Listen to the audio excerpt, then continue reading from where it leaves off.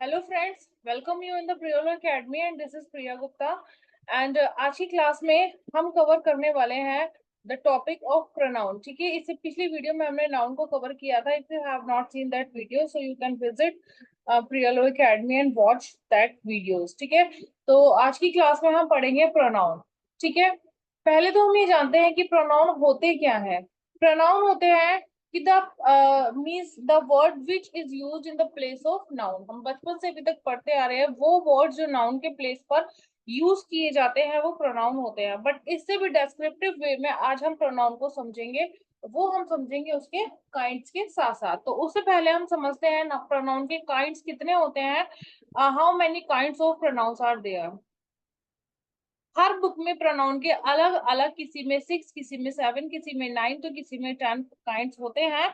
But जो मैं आपको पढ़ाने वाली हूँ that are 8 kinds of pronoun and that all are very important for exam point of view. ठीक है, तो फर्स्ट होती है personal pronoun, reflexive pronoun, emphatic pronoun, reciprocal pronoun, demonstrative pronoun, infinitive pronoun, interrogative pronoun and exclamatory pronoun. आज की video में मैं ये सारे ही काइंड्स के प्रोनाउन तो मैं आपको क्लियर नहीं कराऊंगी। मैं आज आपको कराऊंगी पर्सनल प्रोनाउन, रिफ्लेक्सिव प्रोनाउन और एम्फेटिक प्रोनाउन, क्योंकि पर्सनल प्रोनाउन ही अपने आप में काफी ब्रॉड हो जाता है। अगर मैं सारा एक साथ आप लोगों को कराऊंगी तो नॉलेज डंप हो जाती है और उसे समझने में प्रॉब्लम आती है। तो आइए समझते हैं पर्सनल प्रोनाउन। देखिए क्या होते हैं personal pronoun. The words indicating the person in a sentence known as personal pronoun. ठीक है, मतलब जो वर्ड्स किसी सेंटेंस में, ठीक है, किसी सेंटेंस में किसी पर्सन को अगर इंडिकेट करता है, किसी थिंग्स को इंडिकेट करता है। हमने जैसे नाउन की डेफिनेशन पढ़ी थी। देखो ये personal pronoun proper noun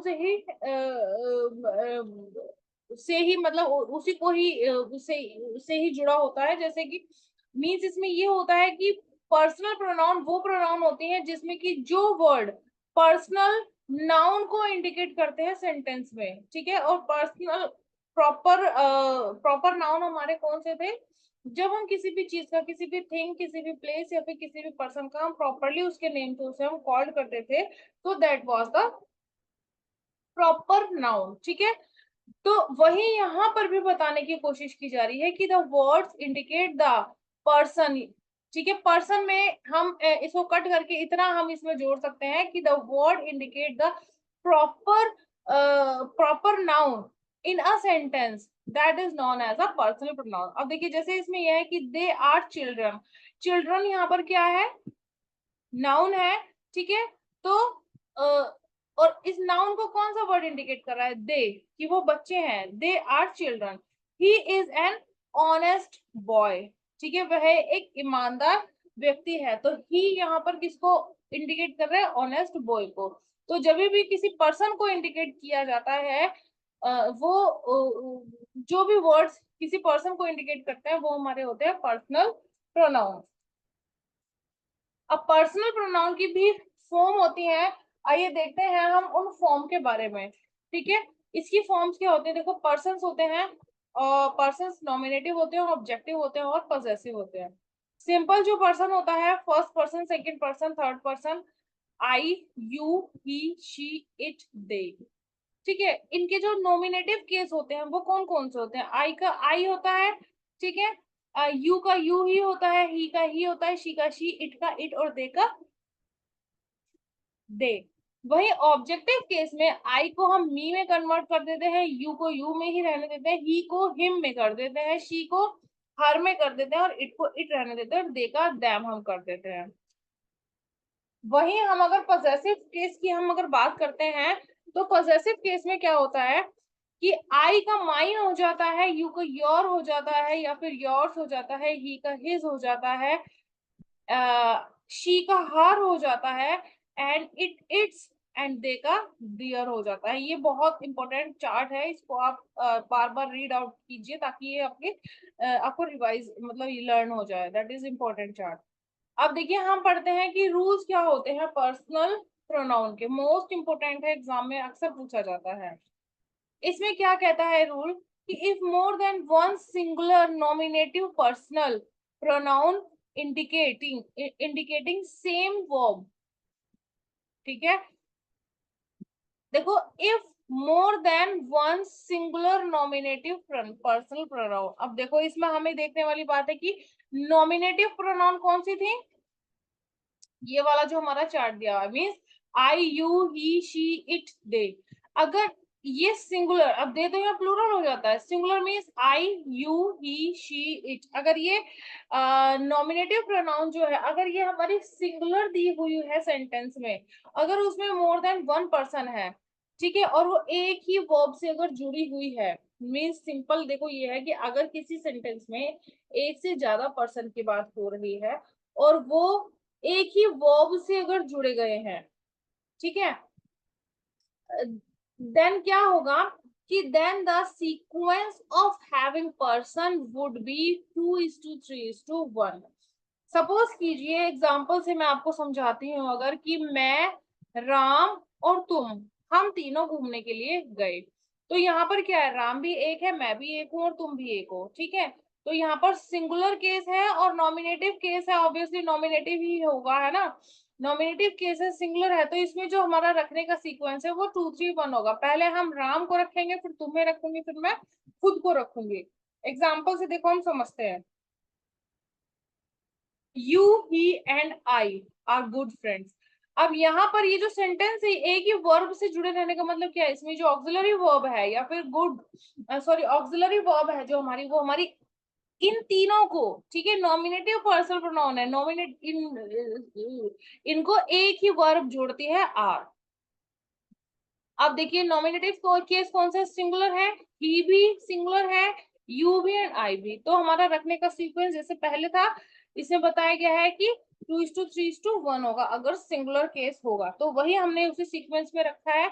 you he and I are good friends. अगर यहाँ पर ही हो जाता, सॉरी मैंने वो पीछे राम वाला एग्जाम्पल आपको गलत बताया था, 2:3:1 होगा, you Ram and me I, sorry.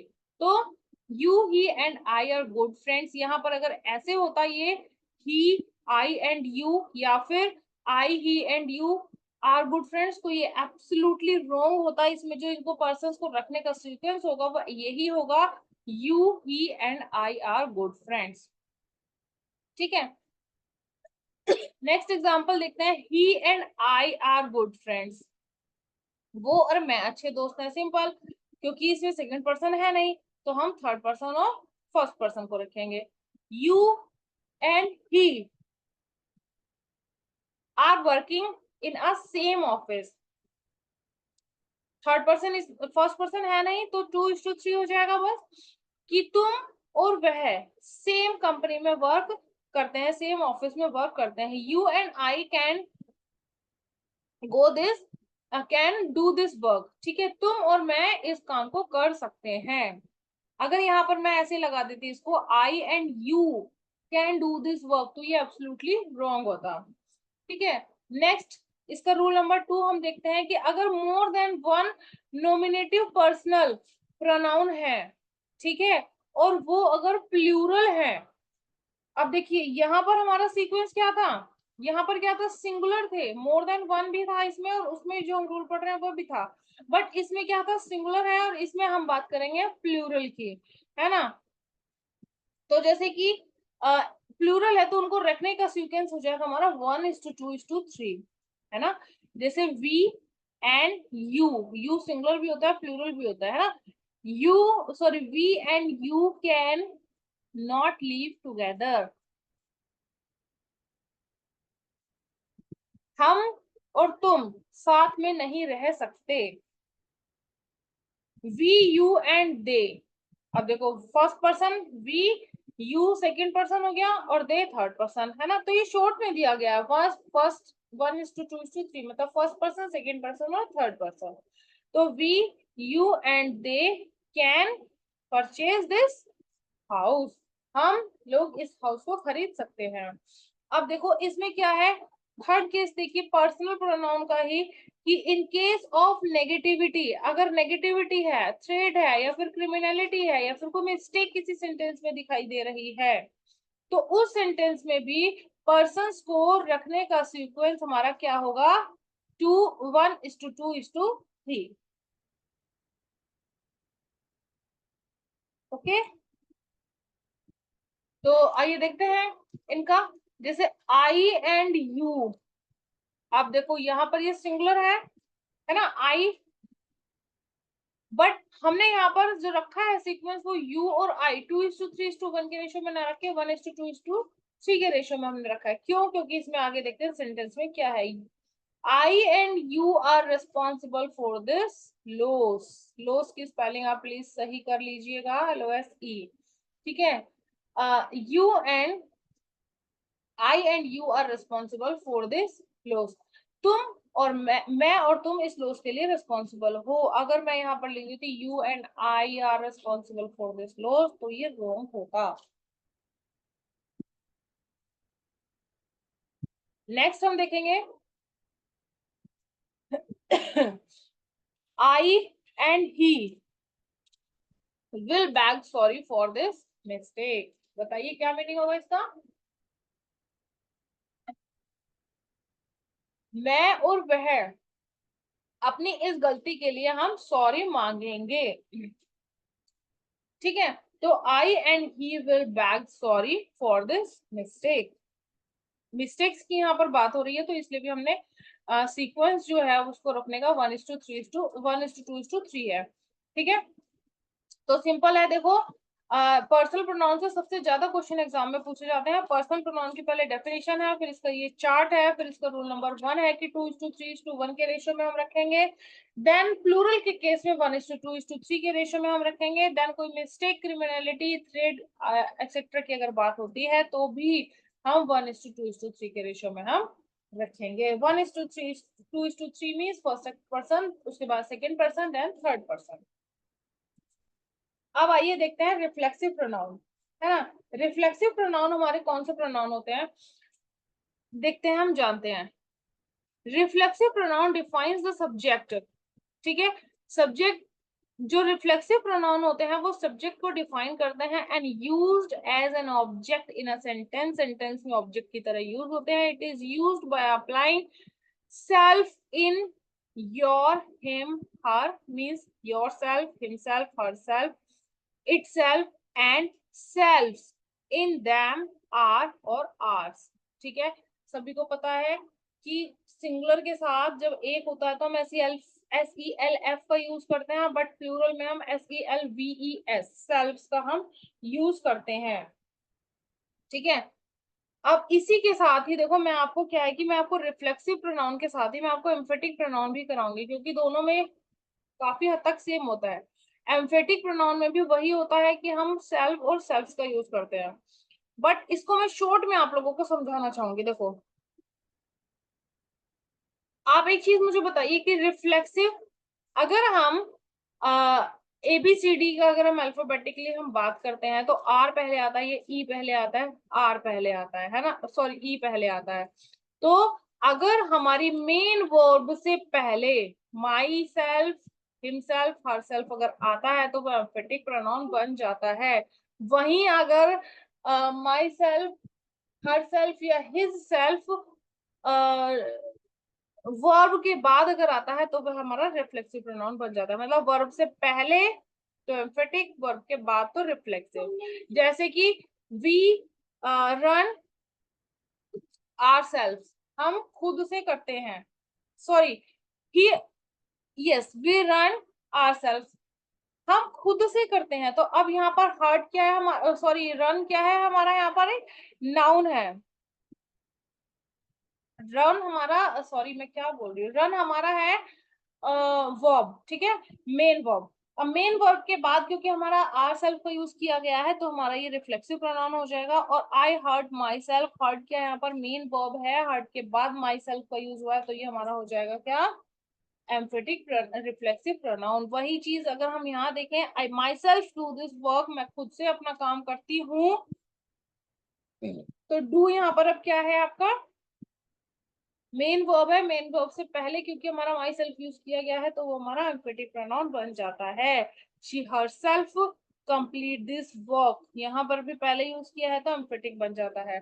ठीक है, तो आज की क्लास के लिए इतना ही रहने देते हैं। आगे वाली क्लास में हम पढ़ेंगे demonstrative pronoun, infinitive pronoun, interrogative pronoun, distributive pronoun and reflexive pronoun, sorry relative pronoun, reciprocal pronoun और एक्सक्लेमेटरी प्रोनाउन के बारे में भी हम पढ़ेंगे और इनके इंपॉर्टेंट रूल्स के बारे में भी हम जानेंगे।